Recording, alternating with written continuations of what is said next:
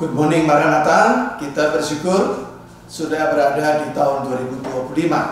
Karena itu izinkan saya, walaupun ini sekarang tanggal 5 Januari, saya mengucapkan selamat tahun baru 2025. Saudara-saudara, mari kita bersama merendahkan diri kita, mengucap syukur, dan kita juga mau mendengar firman Tuhan. Mari kita berdoa.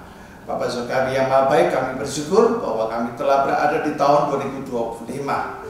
Berkati Bapak tahun-tahun hari-hari yang akan kami lewati, dan kami bersyukur atas hari-hari yang sudah Tuhan mampukan untuk kami lalui dengan selamat.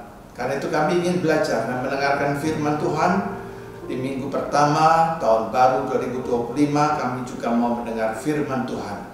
Karena itu bersabdalah kepada setiap kami dalam kuasa-Mu, dalam nama Tuhan Yesus kami sudah berdoa. Amin.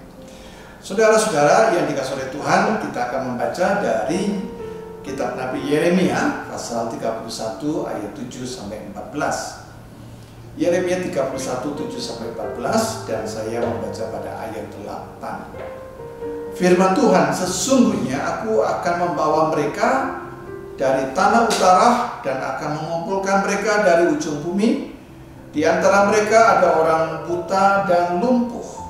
Ada perempuan yang mengandung bersama-sama dengan perhimpunan yang melahirkan. Dalam kumpulan besar mereka akan kembali kemari. Mereka akan kembali kemari, karena itu saya beri tema Aliyah. Aliyah itu artinya kembali, dan secara imajinatif itu naik. Jadi karena itu Aliyah itu seperti naik, ya.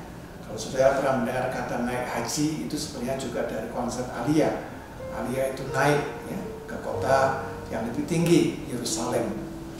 Nah, saudara-saudara yang dikasihi oleh Tuhan, latar belakang dari kitab Nabi Yeremia pasal 31 adalah janji Allah kepada umat Israel yang kelak akan kembali ke tanah terjanji, tanah Kanaan.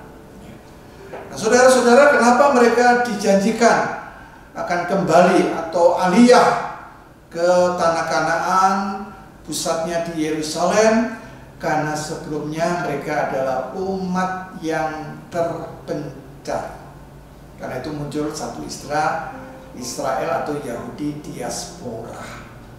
Nah, saudara-saudara yang dikasihi oleh Tuhan, umat Israel itu terpencar di dalam beberapa peristiwa besar. Kalau kita melihat peristiwa umat Israel terpencar itu dapat kita lacak pada abad 8, tepatnya pada tahun 722 sebelum Masehi. Nah, di sana kita pernah mendengar seorang raja yang dari Assyria, itu sekarang negara Syria, namanya Tiglat-Pileser III. Ya. Nah, saudara-saudara, di sana Assyria menaklukkan Israel Utara, Samaria. Nah, itu menyebabkan orang Israel Utara, di sana ada 11 suku yang terpencar. Ya. Lalu yang kedua, peristiwa yang sangat terkenal dan seringkali dinaikkan dalam khotbah, yaitu pada tahun 586 sebelum Masehi, yaitu serangan dari Raja Nebukadnezar. Ya. Nah, Nebukadnezar dari Babilonia. Saudara-saudara, dalam peristiwa 586 sebelum Masehi ini fatal, Bapak Ibu, karena di sana kota Yerusalem itu dihancurkan.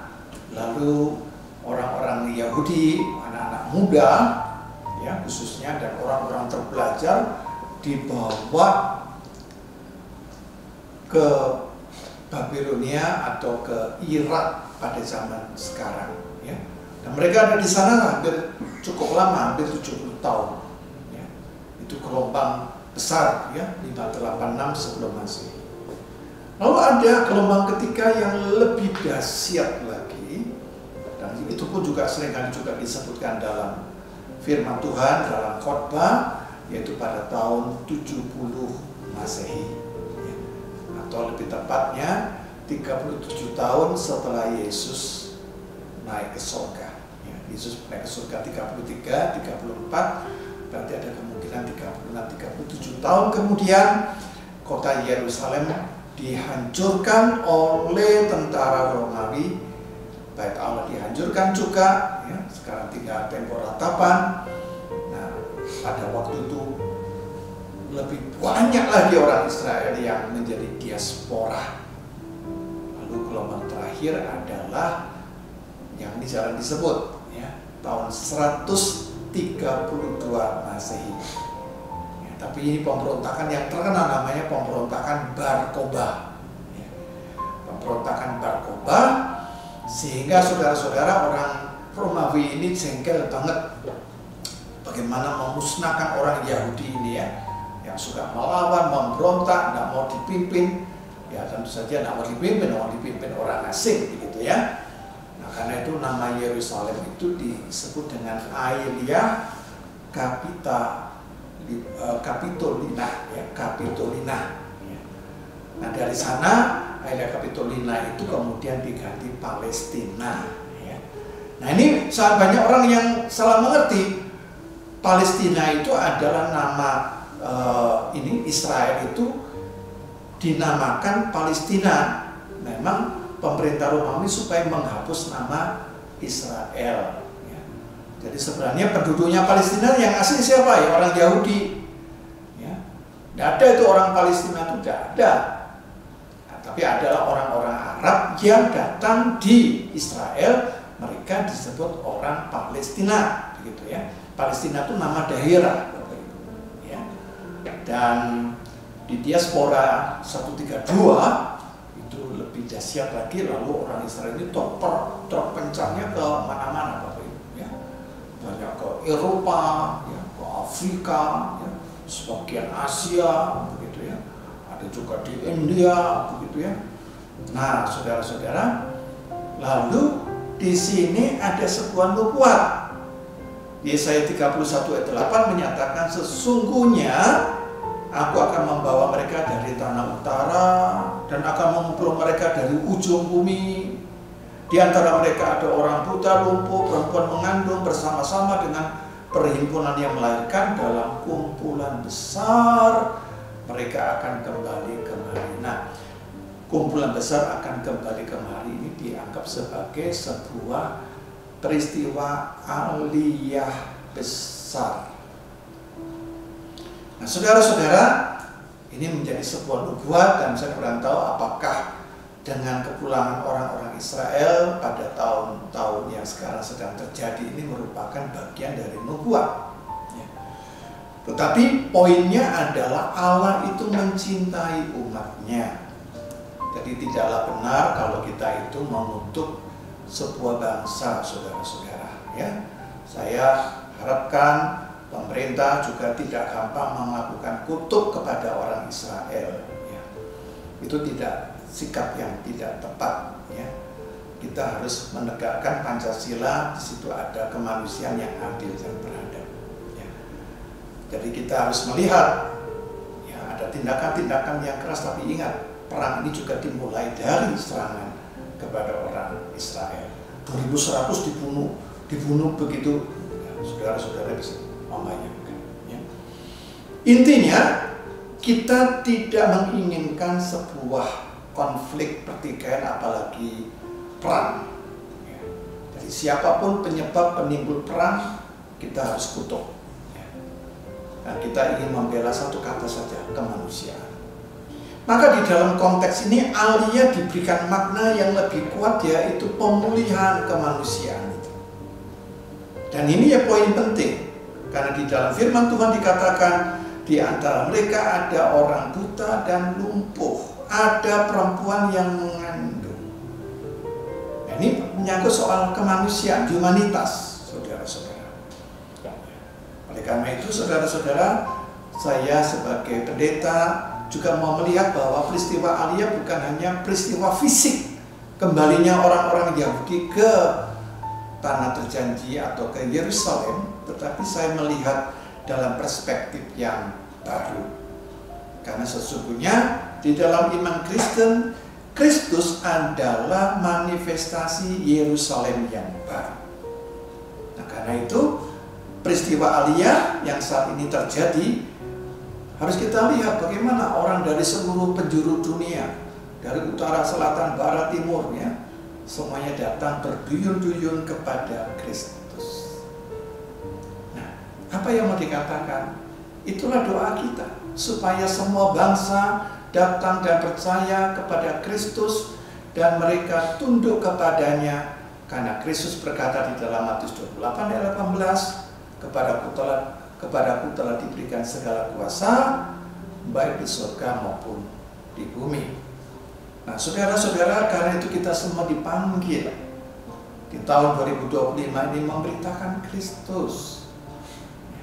Kita juga di Maranatha dipanggil menyampaikan Kristus. Dan menyampaikannya tentunya dengan kuasanya, dengan hikmatnya, bukan dengan kesombongan kita, mentang-mentang kita di sini adalah mayoritas, bukan. Tapi dengan kuasa kasih-Nya, dengan kerahimannya, dengan belas kasihannya. Karena memang di dalam Kristuslah Sang Yerusalem yang baru itu kita menemukan mata air kerahiman Allah. Nah, saudara-saudara, mari kita di Maranatha juga melakukan alia, membawa banyak orang, berbagai suku, berbagai budaya, berbagai adat istiadat mengenal Yesus Kristus yang adalah Tuhan dan Juru Selamat. Karena itu mari kita muliakan Allah dengan perilaku kita, dalam perkataan kita, sehingga kita boleh mewujudkan nilai hidup Kristiani, integriti, care, dan excellent. Tuhan memberkati setiap saudara dan kita semua. Amin. Baik, kita akan bersama-sama menaikkan doa. Mari kita bersama berdoa. Bapa Surgawi yang Maha Baik, kami datang kepadamu mengucap syukur bahwa kami telah melewati tahun 2024 dengan selamat. Kami diizinkan untuk berada di tahun 2025. Karena itu Bapak, penuhilah janji-janji-Mu supaya kami adalah pribadi yang menjadi bagian perwujudan janji-janji Allah, yaitu keselamatan, kebenaran, keadilan, perdamaian, dan keutuhan ciptaan. Bapak Surgawi, karena itu kami ingin mendoakan manakala kami di antara kami ada yang punya problem, beban, pergumulan yang berat di tahun 2025. Tuhan teguhkan bahwa kami tidak seorang diri. Kristus adalah sahabat kami yang setia, gembala kami yang baik. Kami juga berdoa Bapak agar Engkau memberkati UK Maranatha di tahun 2025 ini, agar nama Kristus dipermuliakan. Kami doakan supaya dalam nama Kristus setiap kami boleh menemukan mata air kerahiman Allah. Setiap kami boleh mengalami pengharapan yang sempurna. Walaupun kehidupan kami sehari-hari seringkali dihadapkan dengan keputusasaan, tapi kami boleh melihat dengan iman ada pengharapan yang teguh di dalam Engkau. Bapak, kami serahkan kehidupan setiap kami pribadi demi pribadi di dalam penyertaan dan kemurahan Tuhan. Berkaryalah Tuhan di dalam hidup kami, sehingga di tahun yang baru ini kami menemukan kebaruan yang sungguh-sungguh berasal dari Engkau. Demikian doa kami yang kami naikkan di dalam nama Tuhan Yesus Kristus. Amin. Mari saudara-saudara kita hayati visi dan misi dari UK Maranatha. Mari kita hayati visi Universitas Kristen Maranatha menjadi perguruan tinggi yang mandiri dan berdaya cipta, serta mampu mengisi dan mengembangkan ilmu pengetahuan, teknologi, dan seni abad 21 berdasarkan kasih dan keteladanan Yesus Kristus. Mari kita hayati misi mengembangkan cendekiawan yang andal, suasana yang kondusif, dan nilai-nilai hidup Kristiani sebagai upaya pengembangan ilmu pengetahuan, teknologi, dan seni dalam penyelenggaraan Tridharma perguruan tinggi.